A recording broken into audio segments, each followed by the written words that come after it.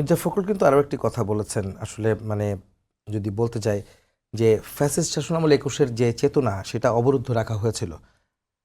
আপনি কি তাই মনে করেন যে অবরুদ্ধ ছিল ২১ সেই সময়টা? ফ্যাসিস্টের সময় কি অবরুদ্ধ ছিল না আপনি বলেন তো? শুধু কি ২১? ২১-এর চেতনাকে উনি কি মিন ২১-এর করেছেন? চেতনা অবরুদ্ধ ছিল, যে ৭১-এর চেতনাকে ওনারা ক্যাপিটালাইজ করে পলিটিক্স করেছেন, বাণিজ্যিকীকরণ করেছেন, বিজনেস করেছেন ৭১-কে নিয়ে, সেটাও কি অবরুদ্ধ ছিল না? মানে অবরুদ্ধ থাকারটা হচ্ছে এই, আমি মনে করি যে গত ১৭ বছর, পার্টিকুলারলি ১৫ এন্ড দেন আরও ২ বলতে পারেন, যে অবরুদ্ধ অবস্থায় আমরা প্রত্যেকেই ছিলাম, সেটা শুধু ২১ না, প্রতিটি ক্ষেত্রেই ছিল।